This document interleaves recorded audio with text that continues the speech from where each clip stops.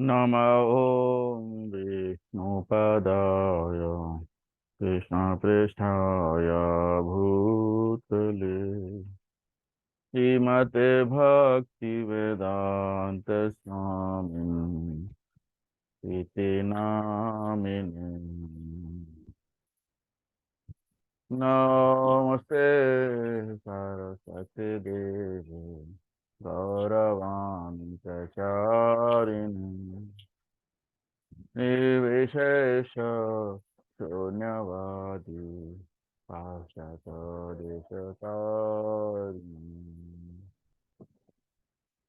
जय श्री कृष्ण चैतन्य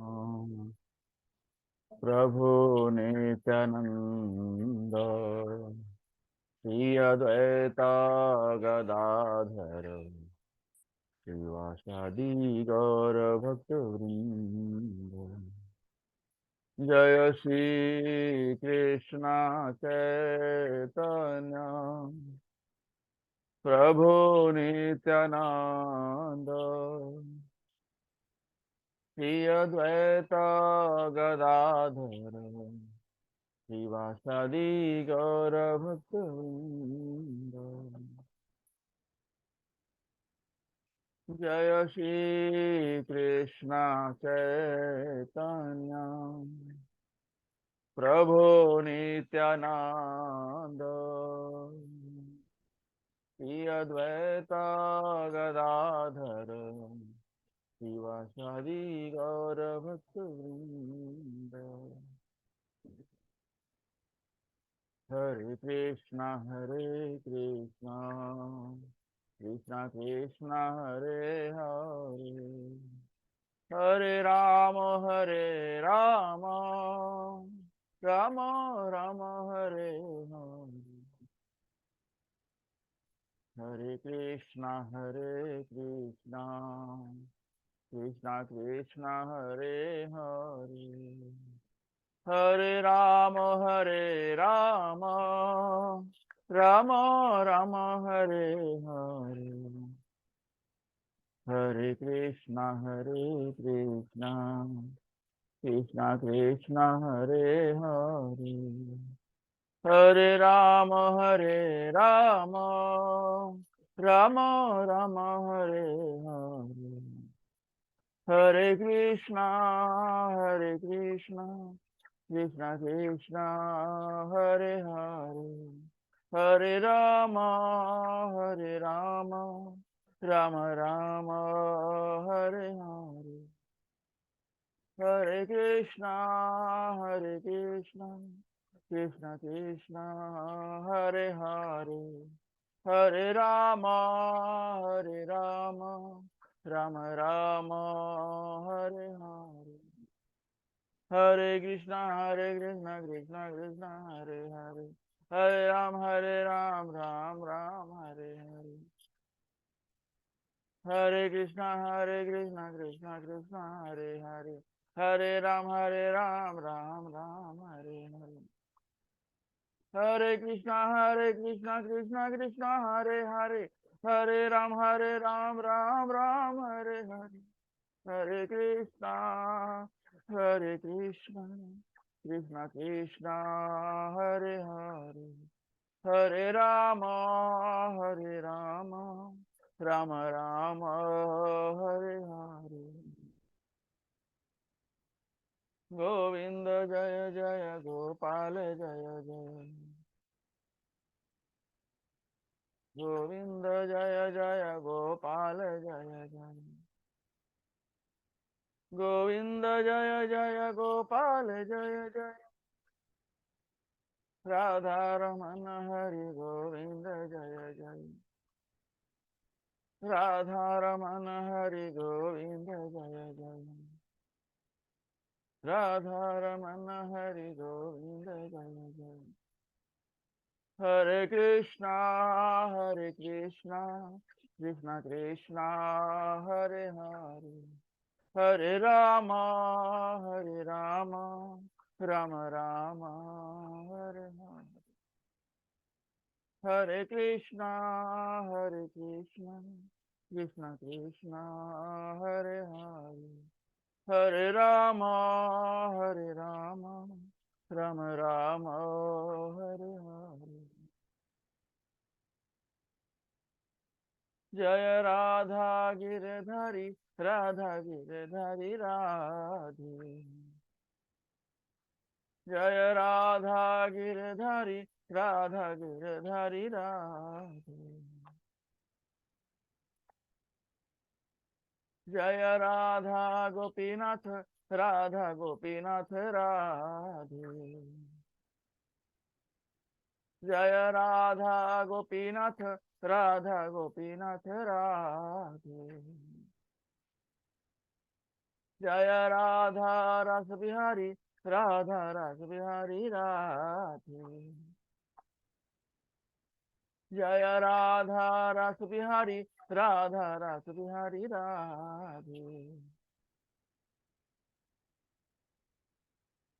जय राधा मदन मोहन, राधा मदन मोहन राधे।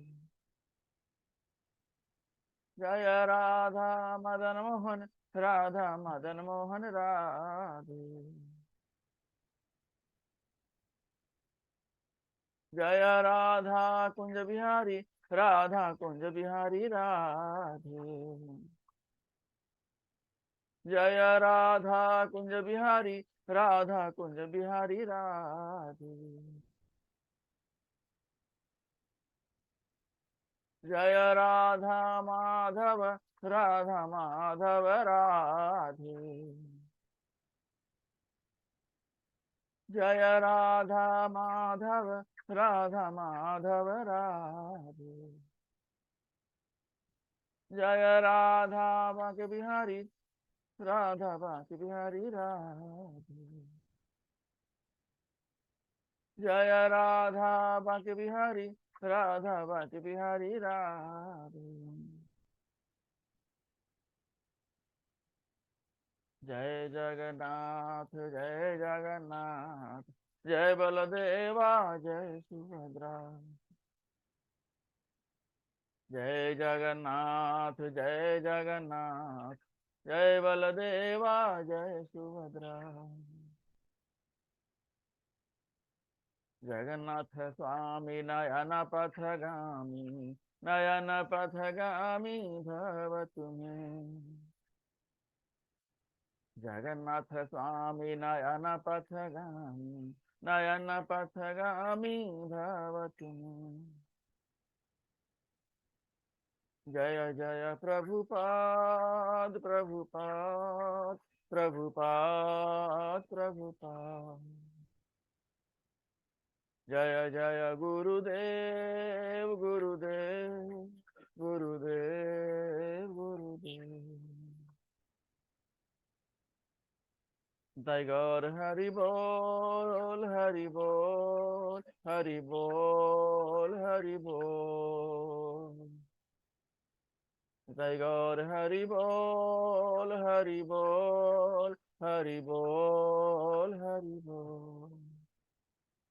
बोलो हरि नाम संकीर्तन की जय। श्रील प्रभुपाद की जय। जय गौर प्रेमानंदे हरि हरि।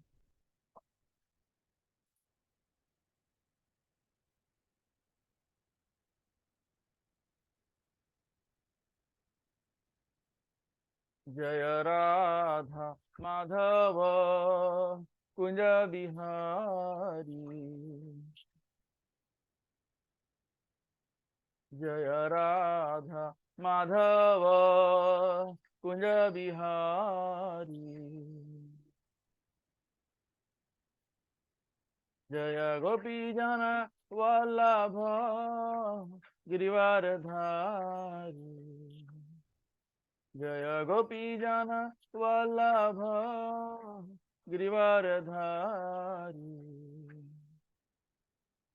यशोदनंदन ब्रज जन रंजन, यशोदनंदन ब्रज जन रंजन। यमुना तीर वनचारी, यमुना तीर चारी। जय राधा माधव कुंज बिहारी। जय राधा माधव कुंज बिहारी।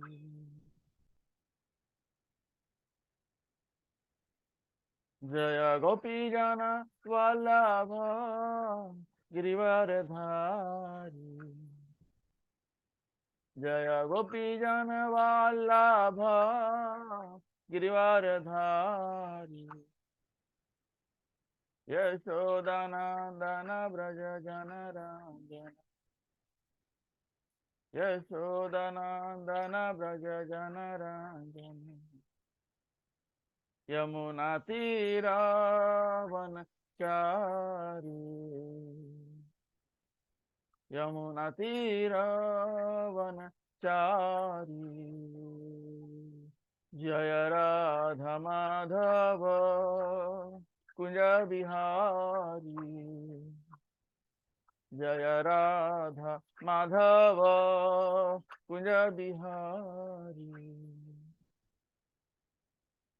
हरे कृष्णा कृष्ण कृष्ण हरे हरे।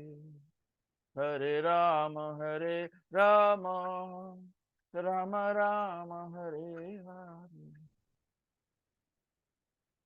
हरे कृष्णा कृष्ण कृष्ण हरे हरे। हरे राम राम राम राम हरे हरे। हरे कृष्णा कृष्ण कृष्ण हरे हरे। हरे राम राम राम राम हरे हरे। हरे कृष्णा कृष्ण कृष्ण हरे हरे। हरे राम राम राम राम हरे हरे। हरे कृष्णा कृष्ण कृष्ण हरे हरे। हरे राम राम राम हरे हरे। हरे कृष्णा कृष्ण कृष्ण हरे हरे। हरे राम राम राम हरे हरे। ओम नमो भगवते वासुदेवाय। ओम नमो भगवते वासुदेवाय। ओम नमो भगवते वासुदेवाय। ओम नमो भगवते वासुदेवाय। नारायणं नमस्कृत्य नरं चैव नरोत्तमं देवीं सरस्वतीं व्यासं ततो जयम् उदीरयेत्। नष्टप्रायेषु अभद्रेषु नित्यं भागवत सेवयम्। भगवतीम् उत्तम श्लोके भक्तिर्भवती नैष्ठिकी। आप सभी का स्वागत है भगवत गीता क्लास में। तो पिछली बार हम अध्याय 4 का 17वां श्लोक के बारे में चर्चा किया था। तो आज हम श्लोक संख्या 18 से शुरू करेंगे। तो पहले हम श्लोका पढ़ेंगे, उसका अनुवाद पढ़ेंगे और फिर हम मंगलाचरण के साथ हर एक श्लोका के बारे में चर्चा करेंगे। अध्याय 4 श्लोक संख्या 17। कर्मणो हि अपि बोधव्यं च विकर्मणः। अकर्मणस्य बोधव्यं गहना कर्मणो गतिः। कर्म की बारीकियों को समझना अत्यंत कठिन है, अतः मनुष्य को चाहिए कि वह यह ठीक से जाने कि कर्म क्या है, विकर्म क्या है और अकर्म क्या है। श्लोक संख्या 18। कर्मणि अकर्म यः पश्येत् अकर्मणि च कर्म यः स बुद्धिमान मनुष्येषु सायुक्तः कृष्ण कर्म कृतो। जो मनुष्य कर्म में अकर्म और अकर्म में कर्म देखता है, वह सभी मनुष्यों में बुद्धिमान है और सब प्रकार के कर्म में प्रवृत्त रहकर भी दिव्य स्थिति में रहता है। श्लोक संख्या 19। यस्य सर्वे समारंभ काम संकल्प वर्जिता ज्ञानाग्निदग्ध कर्माणं तमाहु पंडितम बुधा। जिस व्यक्ति का प्रत्येक प्रयास इंद्रिय तृप्ति की कामना से रहित होता है, उसे पूर्ण ज्ञानी समझा जाता है। उसे ही साधु पुरुष ऐसा कर्ता कहते हैं, जिसने पूर्ण ज्ञान की अग्नि से कर्म फलों को भस्मसात कर दिया है। श्लोक संख्या 20। त्यक्त्वा कर्म फला संगम नित्य तृप्तो निराश्रयः कर्मणि अभिप्रवृत्तोऽपि नैव किंचित करोति सः। अपने कर्म फलों की सारी आसक्ति को त्याग कर सदैव संतुष्ट तथा स्वतंत्र रहकर वह सभी प्रकार के कार्यों में व्यस्त रहकर भी कोई सकाम कर्म नहीं करता। श्लोक संख्या 21। निराशीरयत चेतात्मा त्यक्त सर्व परिग्रह शारीरम केवलम कर्म कुर्वन्नाप्नोति किल्बिषम्। ऐसा ज्ञानी पुरुष पूर्ण रूप से संयमित मन तथा बुद्धि से कार्य करता है, अपनी संपत्ति के सारे स्वामित्व को त्याग देता है और केवल शरीर निर्वाह के लिए कर्म करता है। इस तरह कार्य करता हुआ वह पाप रूपी फलों से प्रभावित नहीं होता है। श्लोक संख्या 22। यदृच्छालाभ संतुष्टो द्वंद्वातीतो विमत्सरः समः सिद्धाव असिद्धौ च कृतवापि न निबध्यते। जो स्वतः होने वाले लाभ से संतुष्ट रहता है, जो द्वंद्व से मुक्त है और ईर्ष्या नहीं करता, जो सफलता तथा असफलता दोनों में स्थिर रहता है, वह कर्म करता हुआ भी कभी बंधता नहीं है। श्लोक संख्या 23। गत संगस्य मुक्तस्य ज्ञानावस्थित चेतसः यज्ञाय आचरतः कर्म समग्रम प्रविलीयते। जो पुरुष प्रकृति के गुणों से प्रति अनासक्त है और जो दिव्य ज्ञान में पूर्णतया स्थित है, उसके सारे कर्म ब्रह्म में विलीन हो जाते हैं। श्लोक संख्या 24। ब्रह्मार्पणं ब्रह्महविर् ब्रह्माग्नौ ब्रह्मणाहुतं ब्रह्मैव तेन गंतव्यम ब्रह्म कर्म समाधिना। जो व्यक्ति कृष्ण भावनामृत में पूर्णतया लीन रहता है, उसे अपने आध्यात्मिक कर्मों के योगदान के कारण अवश्य ही भगवत धाम की प्राप्ति होती है, क्योंकि उसमें हवन आध्यात्मिक होता है और हवि भी आध्यात्मिक होता है। श्लोक संख्या 25। दैवम अपरे यज्ञम योगिनः पर्युपासते ब्रह्मज्ञाव अपरे यज्ञम यज्ञेनैव उपजुह्वति। कुछ योगी विभिन्न प्रकार के यज्ञों द्वारा देवताओं की भली भांति पूजा करते हैं और कुछ ब्रह्म रूपी अग्नि में आहुति डालते हैं। श्लोक संख्या 26। श्रोतादीन इंद्रियाण्यन्ये संयमाग्निषु जुह्वति शब्दादीन विषयान्य इंद्रियाग्निषु जुह्वति। इनमें से कुछ विशुद्ध ब्रह्मचारी श्रवणादि क्रियाओं तथा इंद्रियों को मन के नियंत्रण रूपी अग्नि में स्वाहा कर देते हैं, तो दूसरे लोग इंद्रिय विषयों को इंद्रिय की अग्नि में स्वाहा कर देते हैं। श्लोक संख्या 27। सर्वाणि इंद्रिय कर्माणि प्राण कर्माणि चापरे आत्म संयम योगाग्नौ जुह्वति ज्ञान दीपिते। दूसरे जो मन तथा इंद्रियों को वश में करके आत्म साक्षात्कार करना चाहते हैं, संपूर्ण इंद्रियों तथा प्राणवायु के कार्यों को संयमित मन रूपी अग्नि में आहुति कर देते हैं। श्लोक संख्या 28।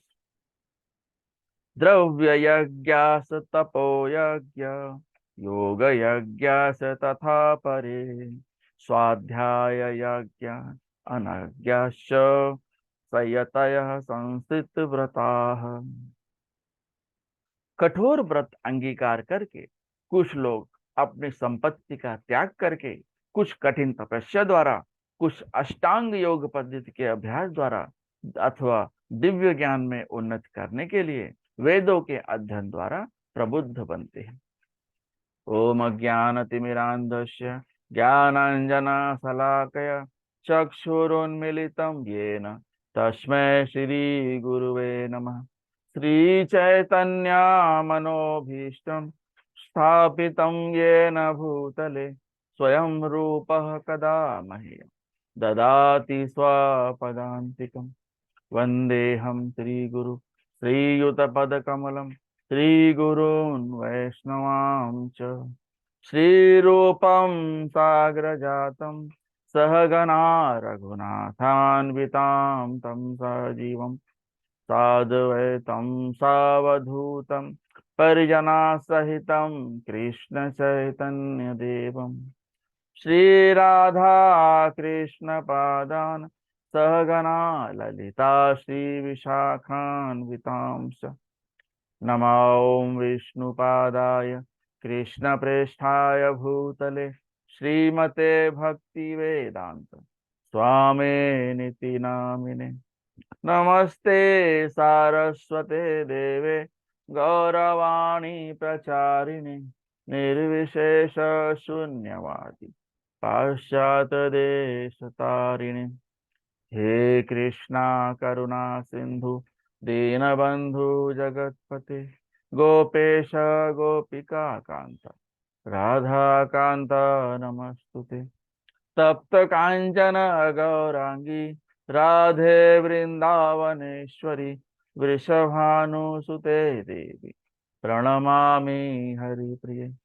वाञ्छाकल्पतरुभ्यश्च कृपा सिन्धुभ्यैव च पतितानां पावनेभ्यो वैष्णवेभ्यो नमो नमः। जय श्री कृष्णा चैतन्य प्रभु नित्यानंद श्री अद्वैत गदाधर श्रीवासादि गौर भक्त वृंद। हरे कृष्णा कृष्णा कृष्णा हरे हरे हरे राम राम राम हरे हरे। हरे कृष्णा कृष्णा कृष्णा हरे हरे हरे राम राम राम हरे हरे। हरे कृष्णा कृष्णा कृष्णा हरे हरे हरे राम राम राम हरे हरे। हरे कृष्ण। एक बार फिर से आप सभी का भगवत गीता क्लास में स्वागत है। तो हम लोग श्लोक संख्या 18 से देखेंगे, चर्चा करेंगे। उसके पहले हम देखेंगे कि श्लोक संख्या 17 में क्या प्रभुपाद ने बताया है।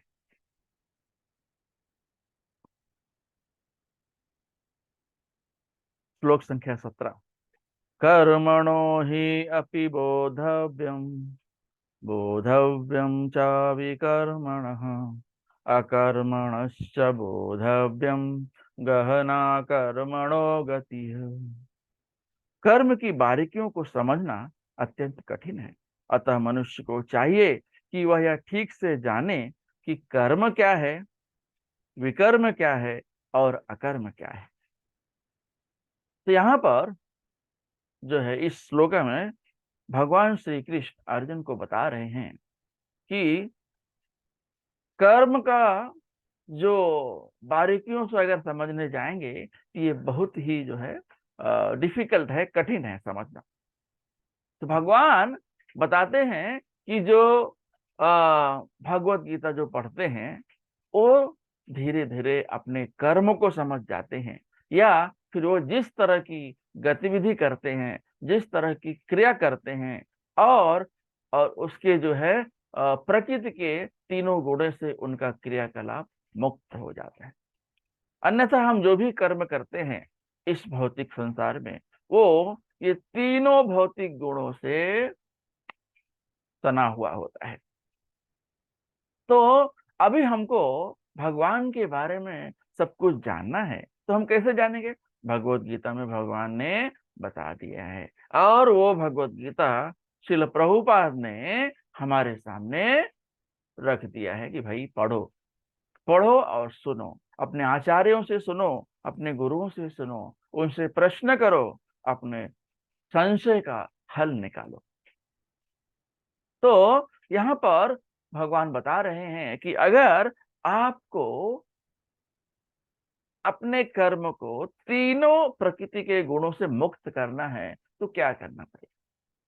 भगवत गीता पढ़नी पड़ेगी, भगवत गीता सुननी पड़ेगी, और चैंटिंग करना होगा, भगवान का नाम लेना होगा, माला जप करना होगा, और जो है 4 नियमों का पालन करना होगा। अब ये 4 नियम कौन कौन से हैं?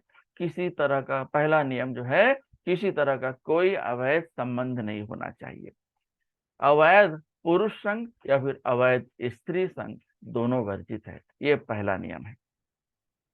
दूसरा नियम है कि कोई भी किसी प्रकार का नशा नहीं करना चाहिए।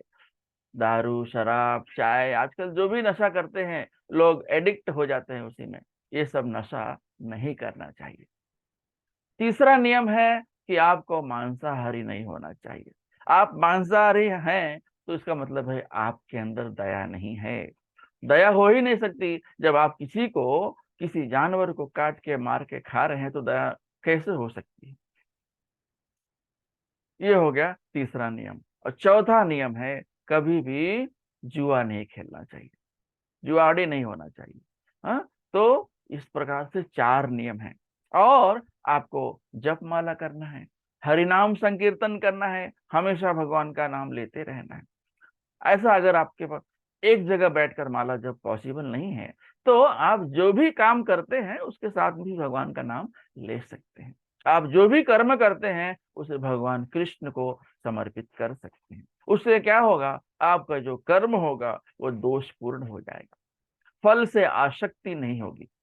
अन्यथा हम फल की आसक्ति में लगे रहते हैं, अपनी ही सेवा करते हैं। जब अपनी सेवा कर रहे हैं तो भगवान की सेवा तो नहीं हो पाएगी।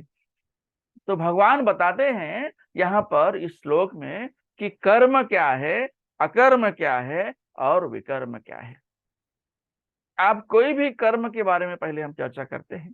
तो कर्म क्या होता है? जब हम कोई भी काम करते हैं भौतिक संसार में, तो हमें जो है फल की आशा होती है, फल से हमारी आसक्ति हो जाती है, और जब वो फल मिलता है तो उसका पूरा क्रेडिट हम खुद ले लेते हैं कि ये मैंने कमाया है, ये मेरा है, मेरा धन है, मेरा प्रॉपर्टी है, जो भी XYZ है। तो इसका मतलब है कि आप जो कर्म कर रहे हैं, जो भी एक्टिविटी कर रहे हैं, उसके फल से आपकी आसक्ति है। तो इसको जो है कर्म कहा जाता है, कर्मकांड कहा जाता है। फिर आता है अकर्म, जो कर्म से अलग हो। तो कर्म में फल की आसक्ति है, अकर्म में फल की आसक्ति नहीं है। तो कर्म करते जाओ और फल जो है भगवान को अर्पित कर दो।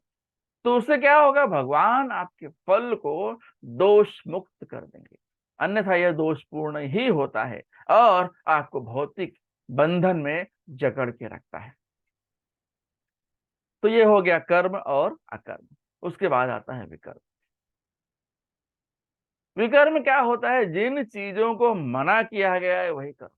हमारे वेदों में, हमारे शास्त्र में जिन चीजों को वर्जित है वही करना, इसको बोलते हैं विकर्म। बोलते हैं ना, जो विधर्मी है, जो धर्म का पालन नहीं करता है वो विधर्मी होता है। इस तरह से हम देखते हैं कि कर्म, विकर्म और अकर्म में क्या अंतर है। अब ये जो है, इनके बीच ये अंतर समझने की आवश्यकता क्या है?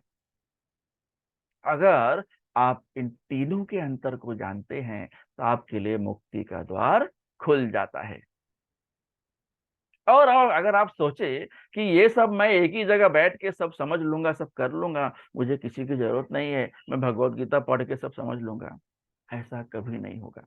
आपके गिरने के चांसेस ज्यादा रहेंगे।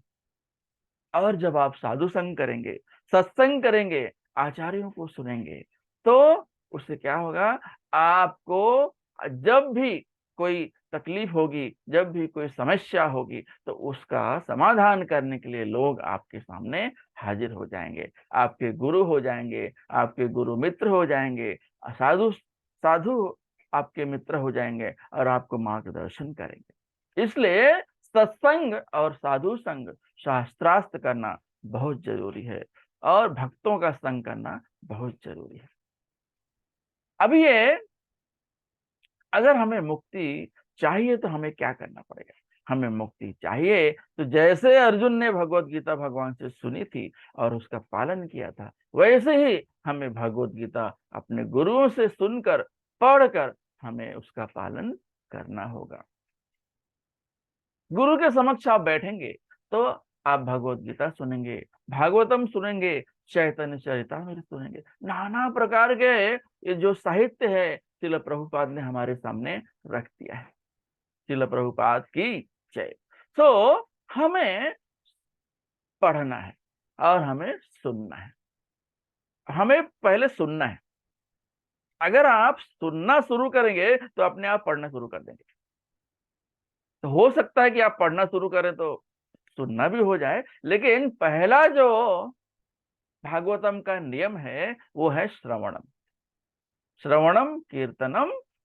तो पहले आपको सुनना है। जब आप सुनेंगे तो आप अपने आप बोलने भी लगेंगे। अपने आप जब बोलने लगेंगे तो बोलने के पहले पढ़ना भी तो पड़ता है ना। इस तरह से सारी क्रियाएं जो है हमारी एकदम से एक्टिव हो जाएंगी। ये है श्लोक संख्या 17। अभी हम देखेंगे श्लोक संख्या 18।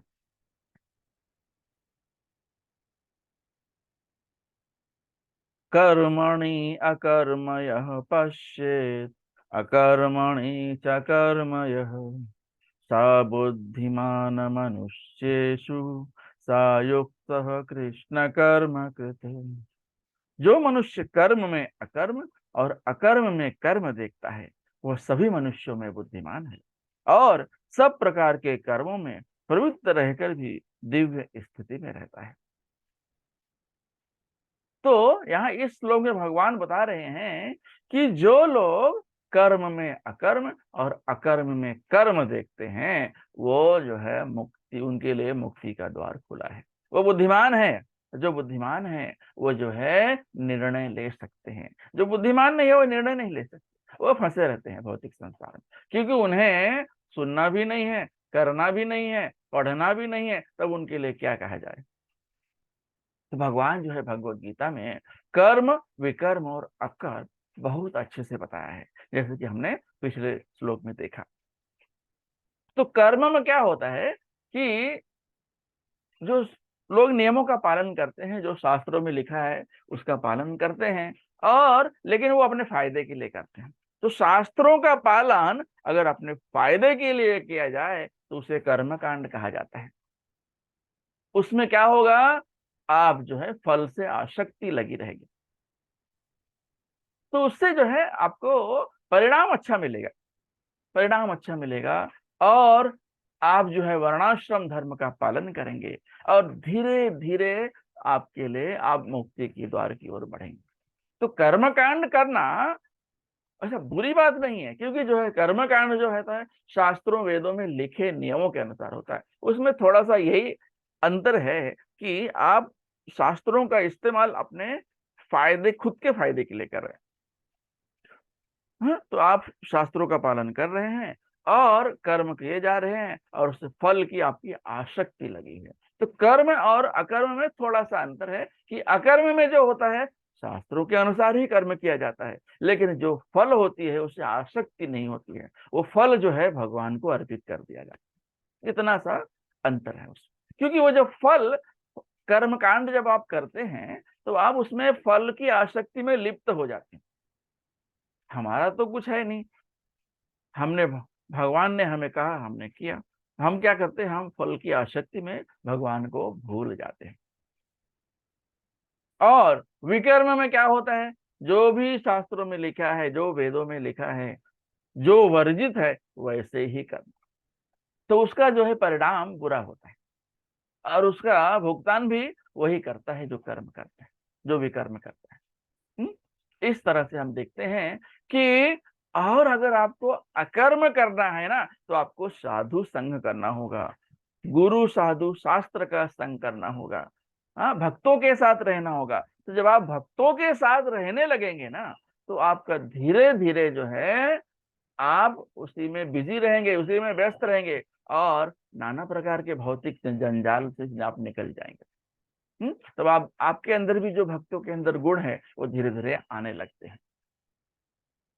तो यहाँ पर भगवान बता रहे हैं कि बुद्धिमान कौन है, जो कर्म में अकर्म और अकर्म में कर्म देखता है, वो जो है बुद्धिमान है। तो अकर्म क्या है कि जो है अकर्म जब करता है ना, तो लोग अपना जो है संवैधानिक, अपना संवैधानिक पोजीशन स्तर वो समझ जाते हैं कि हमारा संबंध क्या है, हमारा संबंध भगवान के साथ है, और हमारा भगवान के साथ जो संबंध है ना वो अमर है, वो अमर है। लेकिन भौतिक संसार में आने के बाद हम भगवान के अपने संबंध को भूल गए हैं। तो उसी का जो है रिवाइवल प्रोसेस, भगवत गीता पढ़ना, भक्तों का संग करना, गुरु साधु शास्त्र का संग करना से हमारा जो है संबंध भगवान के साथ रिवाइव हो जाता है, हमारा भगवान के साथ संबंध जुड़ जाता है। तो हाँ, ये मनुष्य जीवन जो मिला है, हमारा भगवान के साथ जो संबंध है वही जोड़ने के लिए मिला है, वही समझने के लिए मिला है कि हमारा भगवान के साथ संबंध क्या है, हमारा मनुष्य जन्म हुआ ही क्यों है, ऐसा कौन सा कर्म कर लिया हमने। तो मनुष्य का जन्म जो है आपको पता नहीं कितनी योनियों के बाद मिला है, 84 लाख योनियों में से पता नहीं कितने जन्मों के बाद आपको मनुष्य जन्म मिला है। अब मनुष्य जन्म मिला है तो ये लास्ट है समझो, अगर आपने भक्ति कर ली तो आपको मुक्ति मिल जाएगी, भगवत धाम जाएंगे। शिल प्रभुपाद हमारे लिए 4 नियम दिए हैं और 16 माला दिए हैं, आप इसमें से जितना कर सकते हैं करते रहिए, अभ्यास करते करते धीरे धीरे आपको अभ्यास हो जाएगा और आप अच्छा करने लगे। तो 4 नियम और 16 माला, ये प्रभुपाद ने अपने को मिनिमम रिक्वायरमेंट दिया है कि आप इतना करिए, इससे जो है आप भगवत धाम पहुंच जाएंगे। अगर भगवान ने आगे वाले गेट से नहीं लिया तो मैं तुम्हें पीछे वाले गेट से लेके चलूंगा, ये गारंटी प्रभुपाद ने दी। नहीं तो आप देखेंगे और आचार्य जो हैं बोलते हैं 32 माला करो, 64 माला करो, 128 माला करो, मतलब आप, लेकिन प्रभुपाद ने हमारे कितने दयालु हैं, 16 माला बोली, 4 नियम 16 माला, ये चीज याद रखिए, आपको जो है भगवत धाम आप जा सकते हैं, इसकी गारंटी जो है प्रभुपाद खुद लेते हैं। तो हम जब अपने इंद्रिय तृप्ति के लिए कर्म करते हैं तो हम जो है दुख के भागीदार होते हैं, सुख और दुख दोनों के भागीदार हम ही होते हैं। हम जो है भोगना चाहते हैं, जो भी हम कर्म करते हैं हम उसको भोगना चाहते हैं, हाँ? तो हम इसलिए जो बोलते हैं भगवान को भोक्ता बोलते हैं, और हम जो है भुक्त हैं, भुक्त भोगी बोलते हैं। भगवान जो है हर चीज का भोग करते हैं। तो यहाँ पर जो है श्लोक संख्या 18 में बताया गया है कि जो कर्म में अकर्म और अकर्म में कर्म देखता है वो जो है बुद्धिमान है, उसे बुद्धिमान बताया गया। तो जैसे कुछ योगी होते हैं कि भाई चलो जो है अंतर्ध्यान लगाएंगे, मन भगवान के चरणों में ध्यान लगाएंगे और बैठ जाते हैं जो है मेडिटेशन करने के लिए। तो उससे क्या होता है, जो ये जो शुष्क मेडिटेशन है ना, इसमें गिरने के चांसेस होते हैं। इससे अच्छा है कि आप भगवान की डायरेक्ट सेवा करें। डायरेक्ट सेवा कैसी होती है, भगवान का नाम लेके, मंदिर में जाके विग्रह की सेवा करके, हाँ, फूल माला भगवान के लिए बनाना, हाँ, साफ सफाई करना, प्रसादम में कुछ अपना काम करना, ये सब जो है डायरेक्ट सेवा कही जाती है। जब आप भगवान की डायरेक्ट सेवा में लगे रहेंगे ना, तो आपका फालतू जगह से दिमाग नहीं घूमेगा। तो ये है श्लोक संख्या 18। फिर आता है श्लोक संख्या 19। यस्य सर्वे समारंभाः काम संकल्प वर्जिताः ज्ञानाग्निदग्ध कर्माणं तमाहु पंडितम बुधाः। जिस व्यक्ति का प्रत्येक प्रयास इंद्रिय तृप्ति की कामना से रहित होता है, उसे पूर्ण ज्ञानी समझा जाता है। उसे ही साधु पुरुष ऐसा कर्ता कहते हैं, जिसने पूर्ण ज्ञान की अग्नि से कर्म फलों को भस्मसात कर दिया है। हाँ, तो जो लोग ज्ञानी होते हैं ना, वो सब कुछ भगवान को अपना अर्पित कर देते हैं। वो कोई कर्म भी करते हैं ना, तो उसको भगवान को समर्पित कर देते हैं। तो उनकी जो है कभी फल से आसक्ति नहीं होती है। तो जो लोग इंद्रिय तृप्ति में नहीं लगे हैं, वही लोग ये कर सकते हैं। अब जो लोग सोचे कि मैं खूब कमाऊंगा, खूब खाऊंगा, खूब उड़ाऊंगा, खूब मजा करूंगा, खूब पिक्चर देखूंगा, है, खूब जलेबी फाफड़ा खाएंगे, तो उससे क्या हो रहा है, आप अपने ही इंद्रिय तृप्ति में लगे हुए हैं। तो अगर आप भगवत धाम जाना चाहते हैं, तो अपने इंद्रियों को भगवान की सेवा में लगाइए। आप अगर खा रहे हैं तो खाने से पहले भगवान को भोग लगाइए, भगवान को ऑफर कीजिए। तो वो क्या होगा, आपका जो खाना है वो महाप्रसाद बन जाएगा। जब महाप्रसाद आप खाएंगे और दूसरों को भी खिलाएंगे, तो उससे क्या होगा, भगवत भक्ति मिलेगी। तो ये हो गया खाने का इंद्रिय। आप आंखें हो गई। ऐसे हमारे जितने भी शरीर के अंग हैं, अवयव हैं, सारे भगवान की सेवा में लगने चाहिए। आंखें हो गई, कहा देखो, भगवान की मूर्ति को देखिए, भगवान के भक्तों को देखिए। तो उनको जब आप आंखें फाड़ फाड़ के देखेंगे, घूर के देखेंगे, तो उससे क्या होगा, आपको जो है अच्छे गुण मिलेंगे, उसका वाइब्रेशन जो है अलग होता है। तो यहाँ पर भगवान बता रहे हैं कि इंद्रिय तृप्ति जो लोग करते हैं, जो लोग भुक्त भोगी होते हैं, वो जो है कभी भगवत धाम नहीं जा सकते। तो अभी ये ज्ञान कैसे आएगा? ज्ञान आपको भगवत गीता पढ़ने से आएगा, भगवत गीता सुनने से आएगा, भागवतम पढ़ने से आएगा, भागवतम सुनने से आएगा। आपको क्या करना है, आपको सुनना है, पढ़ना है, बोलना है, ताकि और भी लोगों को फायदा मिल सके। तो जो लोग बुद्धिमान होते हैं, वो क्या करते हैं, भगवान के लिए कार्य करते हैं। वो अपनी इंद्रिय तृप्ति के लिए कार्य नहीं करते हैं। और इससे क्या होता है, उनसे कृष्ण भावनामृत में उनकी उन्नति होती है। और अगर आपको ज्ञान है, तो उससे क्या होगा, आप कोई भी कर्म करेंगे, जो उससे रिएक्शन आएगा ना, वो आप उससे कुछ फर्क नहीं पड़ता। तो मतलब कैसा है कि आप अगर भगवत भक्ति करते हैं, भग सत्संग करते हैं, भक्तों के साथ रहते हैं, तो आपका आप दोगलेपन से दूर रहते हैं। दोगलापन कैसे होता है, एक जैसे एक सिक्का ले लिया, उसके दो पहलू होते हैं। ऐसा कोई सिक्का नहीं है जिसका एक ही पहलू हो, तो दो साइड होते ही हैं। कोई भी सिक्का ले लीजिए, तो उसमें क्या होगा कि आज आप कर्म कर रहे हैं, तो आज आपको फायदा होगा, कल आपको नुकसान भी हो सकता है। तो जब आप कर्मकांडी होते हैं, तो आपको हानि और लाभ से आपकी आसक्ति होती है। लेकिन जब आप सत्संग करते हैं, भक्तों के संग रहते हैं, भगवत गीता पढ़ते हैं, भगवत गीता सुनते हैं, भागवतम पढ़ते हैं, भागवतम सुनते हैं, तो उससे क्या होता है, आपका वही कर्म कांड कर्म योग बन जाता है। कर्म योग मतलब क्या होता है, आपने अपने कर्म को भगवान से जोड़ दिया है। तो जब भगवान से जोड़ देंगे, तो क्या होगा, ये भौतिक प्रकृति की जो तीनों गुण है ना, है, जैसे सतोगुण, रजोगुण, तमोगुण, ये जो तीनों दोष है ना, ये भगवत भगवत संग करने से, सत्संग करने से अपने आप भाग जाते हैं। तो आप इस भौतिक संसार में भले रह रहे हो, लेकिन आप जो भी कर्म करेंगे, वो ये तीनों गुणों से परे होंगे, कोई फर्क नहीं पड़ेगा।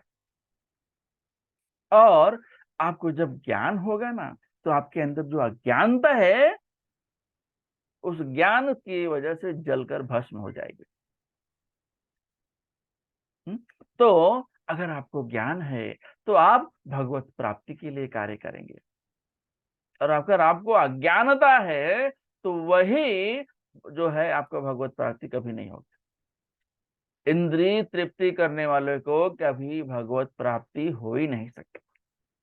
हमारे भागवतम में लिखा है, भगवत गीता में लिखा है, और श्रील प्रभुपाद ने बताया है, भगवान ने खुद अपने श्रीमुख से अर्जुन को ये सब चीजें समझाई है अच्छी तरह से। तो यह है श्लोक संख्या 19।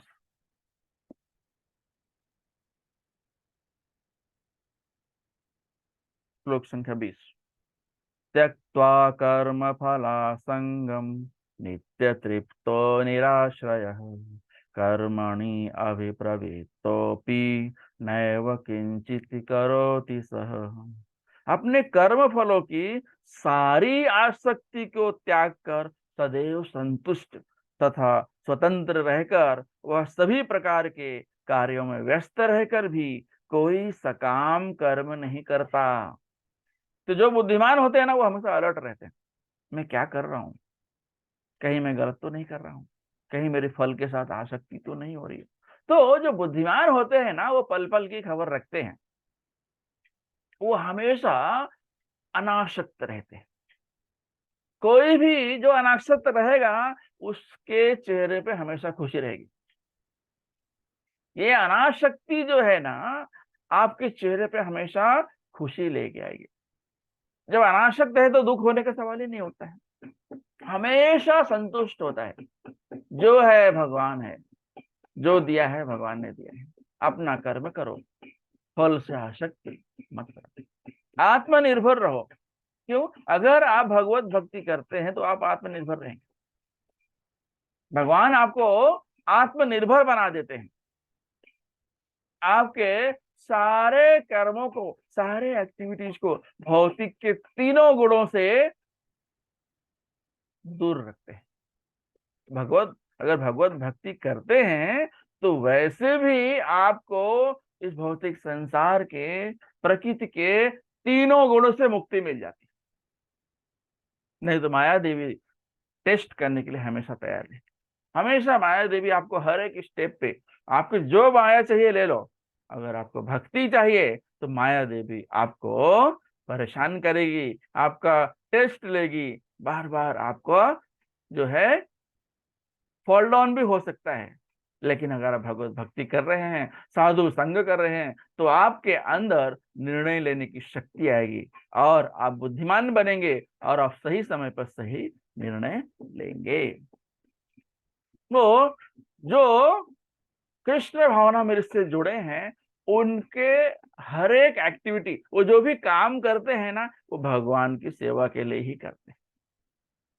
वो साफ सफाई करेंगे, भगवान के लिए माला पिरोएंगे, और महाप्रसाद के लिए काम करेंगे, खाना बनाएंगे, भगवान के लिए भोग लगाएंगे, उसको महाप्रसाद बना देंगे, है ना। और वो जो है भक्तों की सेवा करेंगे, और भले वो एक ड्राइवर हो, गाड़ी चला रहा हो, हमेशा भगवान का नाम लेता रहता है।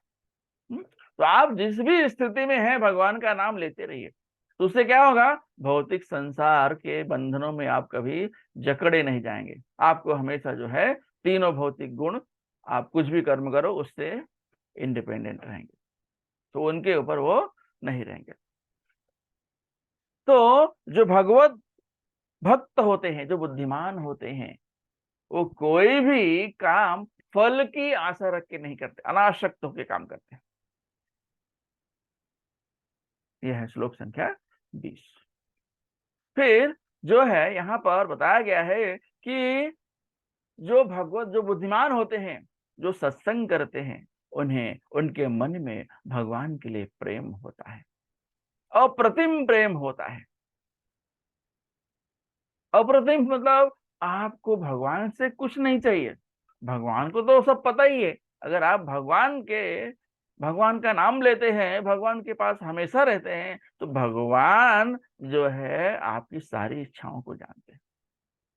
वैसे ही एक भक्त ने पूछा जो है किसी आचार्य से कि भगवान का काम क्या है, भगवान करते क्या है। भगवान जो है भक्तों की मन की स्पीड से भागते हैं उनकी इच्छा पूरी करने के लिए। भक्त ने चाहा, भगवान उसे पूरा कर देते। तो भौतिक संसार में हो सकता है हमें थोड़ा समय लगे वो समझने के लिए, अरे भगवान कहाँ हेल्प कर रहे हैं, कहाँ हमारी मदद कर रहे हैं, हम तो ऐसे फंसे, हम तो वैसे फंसे। वो तुम्हारे ही कर्मों का फल है। तो आप जैसे ही भगवत भक्ति करने लगते हैं वैसे ही आपको तकलीफों का पहाड़ भी टूट पड़ता है। तो इसका मतलब ये नहीं समझना चाहिए कि मैं तो पूजा पाठ कर रहा हूँ, नियम धर्म से रह रहा हूँ, तो भी मेरे ऊपर इतना तकलीफ हो रहा है। तो जैसे ही आप पुण्य करना शुरू करते हैं आपके पाप निकलना शुरू करते हैं। आपका भगवान जो है आपके पाप का बोझ कम करते जाते हैं, माइनस करते जाते हैं। जैसे जैसे पुण्य बढ़ते जाता है वैसे वैसे ही पाप माइनस होते जाता है। इसलिए कोई भी भगवत भक्त अगर हो वो तकलीफ में है तो कभी उसका मजाक नहीं उड़ाना चाहिए कि देखो कितनी पूजा पाठ करता है फिर भी तकलीफ में रहता है। हाँ, तो उसके जो है तकलीफ, उसकी समस्याएं निकल रही हैं और तुम्हारी समस्याएं जो है टंकी भर भर के रखी है। वो कब निकलेंगे, जब निकलेंगे तो बहुत तकलीफ होगा। इसलिए कभी भी किसी का उपहास नहीं करना चाहिए। कोई तकलीफ में हो तो उसका मजाक नहीं करना चाहिए। उसके पीछे हमारे भागवतम में, हमारे भगवत गीता में उसका जो है हल दिया गया है कि अगर कोई तकलीफ में है और कोई अच्छा कर्म कर रहा है इसका मतलब उसकी तकलीफ अब कम हो रही है। तो यहाँ पर भगवान बता रहे हैं कि जो भगवान के भक्त होते हैं ना वो किसी चीज से आसक्ति नहीं होती कि आज मैं इतना, आज ये मैं ये रख लेता हूँ, आज ये मैं इतना धन इकट्ठा कर लेता हूँ ताकि मेरा फ्यूचर सिक्योर हो जाए, मेरी जो है मेरा भविष्य जो है सुरक्षित रहे। ऐसा कुछ नहीं करते हैं। वो जो है भगवान की भक्ति करते हैं, काम करते हैं और जो भगवान ने प्रसाद दे दिया वो खा लेते हैं, संतुष्ट रहते हैं। तो दुख का कोई कारण ही नहीं है। दुख भी तो किसी कारणवश ही आएगा ना, दुख अपने आप नहीं आएगा। तो वो दुख से बचने के लिए आपको भगवत भक्ति करनी है तो दुख आएगा ही नहीं। दुख आएगा भी तो आपको पता नहीं चलेगा। दुख आएगा, देखने वालों को लगेगा कि दुख है, लेकिन जो भगवान का भक्त है उसे पता ही नहीं चलेगा, कोई असर नहीं होगा। इसलिए हमारे कर्मों का फल हमें ही मिलने वाला है। इसके लिए तैयार रहिए और कभी किसी भक्त का मजाक मत उड़ाइए। तो और भगवान आ, का भक्त जो है कर्म करता है, बाकी सब भगवान के ऊपर छोड़ देता है। इतना डिपेंडेंसी चाहिए। तब इतना डिपेंड किसी के ऊपर रहोगे तो आप अपने आप आपका ख्याल रखेगा और वो अपना, उसके पास जो भी है वो सारी चीजों को भगवान की सेवा में लगाता है। तो भगवान के जो भक्त होते हैं ना उन्हें एक्शन और रिएक्शन नहीं लगता है। तो वो जो भी प्रयास करते हैं भगवान की सेवा करने के लिए प्रयास करते हैं। यह है श्लोक संख्या 20। श्लोक संख्या 21। निराशीरयत चेतात्मा त्यक्त सर्व परिग्रह शारीरम केवलम कर्म कर्म कुर्वन्नाप्नोति किल्बिषम्। ऐसा ज्ञानी पुरुष पूर्ण रूप से संयमित मन तथा बुद्धि से कार्य करता है, अपनी संपत्ति के सारे स्वामित्व को त्याग देता है और केवल शरीर निर्वाह के लिए कर्म करता है। इस तरह कार्य करता हुआ वह पाप रूपी फलों से प्रभावित नहीं होता है। तो अगर आप कोई कर्म कर रहे हैं या फिर बुद्धिमान पुरुष कोई कर्म कर रहा है तो उससे क्या होता है, वो इंद्रिय तृप्ति से परे होता है। तो उसे जितना जरूरी है उतना ही कर्म करेगा। भाई इतना कर्म करके मेरा पेट भर जाएगा। जैसे वो उदाहरण हमने देखा है कि जो है कलयुग में क्या होता है, एक अगर चावल का गट्ठा रख दिया जाए, चावल की बोरी रख दी जाए तो चींटियां जाएंगी, अपना एक चावल खा लेंगी और खुश हो जाएंगी और अपने घर चले जाएंगे।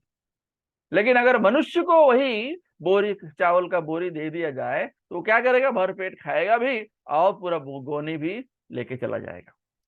ये हमारे अंदर ये रहता है कि हम कल क्या खाएंगे। लेकिन जो भगवान का भक्त होता है वो आज पर रहता है, कल पे नहीं। तो कल उसका भगवान देखते हैं, उसका आज और कल दोनों भगवान ही देखते हैं। तो इस तरह जो भगवान का भक्त होता है उसकी किसी चीज से आसक्ति नहीं होती है। दुख भी होता है तो भगवान ने दिया है, हैप्पी, खुश रहो। तो जो भगवान का जो भक्त होता है वो उसका हर एक कार्य भगवान से संबंधित होता है। तो उससे क्या होगा, उसको कोई एक्शन रिएक्शन नहीं मिलेगा, कोई क्रिया प्रतिक्रिया उसके ऊपर काम नहीं करेगी। हाँ, जो लोग भौतिक संसार में सने हुए हैं, पूर्ण तरह से लिप्त हैं, वो क्या होगा, वो जो कर्म करेंगे ना उनको फायदा नुकसान दोनों झेलना है। फायदा भी लेना है और नुकसान भी झेलना है, दोनों के लिए तैयार रहना है। हम्म? तो जो भगवान के भक्त होते हैं, जो बुद्धिमान होते हैं, वो हर एक कार्य कृष्ण भावनामृत से करते हैं। और वो जानता है कि मैं भगवान का ही अंग हूं। जैसे ये हाथ पैर ये सब हमारे शरीर के अंग है, तो शरीर में जुड़े हुए हैं तो कर्म कर सकते हैं। जब शरीर से ही नहीं जुड़े होंगे तो कैसे काम करेंगे। हाथ बोले नहीं मैं खाना नहीं खाऊंगा, मैं क्यों थाली से उठा के मुंह में डालूं, भर तो पेट रहा है। ये सारे जो अंग है हमारी ही बॉडी के पार्ट है, ये सारे अंग मिलके पेट को भरते हैं। तब जो है पेट खाना हजम करता है, तब जाके खून बनता है, तो जो सारी शरीर में दौड़ता है। तो अगर हमारे बॉडी के अंग जो है सेल्फिश हो जाए, नहीं मुझे खाना नहीं खाना है, पैर बोले नहीं मुझे, मैं चल के क्यों जाऊं, मुंह बोले मैं क्यों चबाऊं, हाँ तो इस आंख बोले मैं क्यों देखूं, इस तरह से अगर सब लोग अपना अपना सोचने लग जाए ना कि हम लोग, तो वो शरीर को जो है सहयोग नहीं कर पाएंगे, स्वार्थी बन जाएंगे। तो क्या होगा, हाथ उठा के खाएगा नहीं, मुंह उसको चबाएगा नहीं, पेट में जाएगा नहीं, खून बनेगा नहीं, और वो इंसान मर जाएगा। अगर आप किसी भी पौधे के जड़ में पानी डालते हो, सारी शाखाओं पत्तियों तक पानी पहुंच जाता है। ये जड़ का काम है। जड़ अपने पास कुछ नहीं रखता, सब कुछ ऊपर भेज देता है। अगर आप पत्तियों पे पानी डालेंगे, शाखाओं पे पानी डालेंगे और जड़ में पानी गया ही नहीं, तो वो पेड़ जो है सूख जाएगा। समझे। तो इस तरह से हम सब जो है भगवान के अंश हैं, और हम भगवान के शरीर के अंग हैं। तो हमें भगवान की सेवा करनी चाहिए, ताकि हम वापस भगवान के अंदर जाके मिल जाएं। है ना। तो ये मनुष्य जीवन जो है बड़े भाग मानुष तन पावा, तो ये बहुत भाग्य से ये जो है मनुष्य शरीर मिला है। तो इसका फायदा हमें लेना है भगवत भक्ति करके, गुरु साधु शास्त्र का संग करके, और जो है सत्संग करके, हरि नाम संकीर्तन करके। हमें जो है इस मनुष्य जीवन, अंतिम बार जो ये मनुष्य जीवन मिला है, ऐसा हमें समझना चाहिए और भगवत धाम चले जाना चाहिए। प्रभुपाद ने हमें जो 4 नियम दिए हैं, प्रभुपाद ने हमें जो जप माला करने के लिए कहा है, वो सारे नियमों का अगर हम पालन करेंगे तो जरूर हम भगवत भक्ति चाहेंगे। हम्म? तो तो जो ये क्या नाम है, भगवान के भक्त जो होते हैं ना, वो तो जो भी कर्म करते हैं उन्हें अच्छा अच्छा रिजल्ट आएगा खराब रिजल्ट आएगा कभी सोचते ही नहीं है। उनका जो दिमाग है ना एकदम कंट्रोल्ड रहता है, सेल्फ कंट्रोल्ड, सेल्फ सेटिस्फाइड। क्यों? क्योंकि भगवान की भक्ति करते हैं, वो भगवान पर निर्भर रहते हैं। तो जो भक्त भगवान पे निर्भर रहता है, वो जो है उसका जो है भगवान केयर टेकर बन के काम करते हैं, और उसको भगवान संभालते हैं। और उसकी जो इच्छाएं होती हैं वो भगवान की इच्छाओं की पूर्ति के लिए काम करती है, ना कि वो अपनी इच्छाओं की पूर्ति के लिए काम करते हैं। चलो जलेबी फाफड़ा खाते हैं, नहीं, अपनी इंद्रिय तृप्ति के लिए नहीं भागेगा। वो क्या करेगा, प्रसाद बनाएगा, भगवान को भोग लगाएगा, वो महाप्रसाद बनेगा, वो खुद भी खाएगा, पूरे परिवार को अपने दोस्तों को खिलाएगा। तो उससे क्या हुआ, सबको फायदा हुआ। जिसने प्रसाद बनाया वो भी, जिसने प्रसाद खाया वो भी, सब लोग फायदे में रहेंगे। और वो जो है भगवान का जो भक्त होता है ना, वो ज्यादा लालच नहीं करता है, हाँ ठीक है इतने में मेरा पेट भर जाएगा, इतने में मेरा काम हो जाएगा, तो वो हमेशा खुश रहता है। और वो किसी चीज से लगाव नहीं रखता कि ये मेरा है, ये मेरा है, ये मेरा है, ये मेरा गाड़ी बंगला है, ये मेरी बीवी है, ये मेरी पत्नी है, ये मेरे बच्चे हैं, ये मेरे लड़का है, लड़की है, मेरी ये संपत्ति, किसी चीज से लगाव नहीं रखता। तो भौतिक जीवन में वो अपने कर्मों को निभा रहा है और उससे आसक्ति भी नहीं है।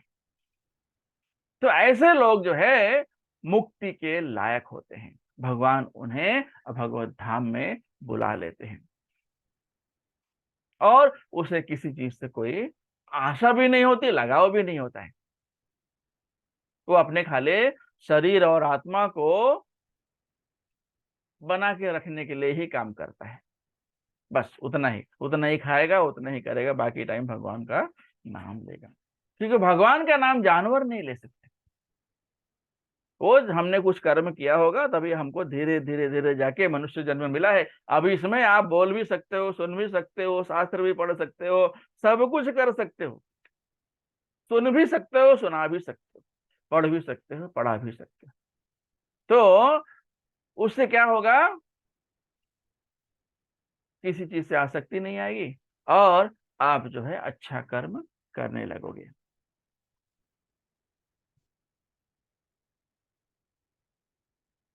तो इस तरह से हमने देखा श्लोक संख्या 20 और 21, श्लोक संख्या 22 हम अगली नेक्स्ट टाइम देखेंगे। किसी का कोई प्रश्न है तो हम ले सकते हैं। श्रीमद् भगवद गीता की जय। शिल प्रभुपाद की जय। निताई गौर प्रेमानंदे। हरि हरि बोल। वाञ्छा कल्पतरुभ्यश्च कृपा सिन्धुभ्येव च पतितानां पावनेभ्यो वैष्णवेभ्यो नमो नमः। हरे कृष्णा। हरे कृष्णा, हरे कृष्णा, कृष्णा कृष्णा हरे हरे, हरे राम, राम राम हरे हरे। हरे कृष्णा कृष्णा कृष्णा हरे हरे, हरे राम, राम राम हरे हरे। हरे कृष्णा कृष्णा कृष्णा हरे हरे, हरे राम, राम राम हरे हरे।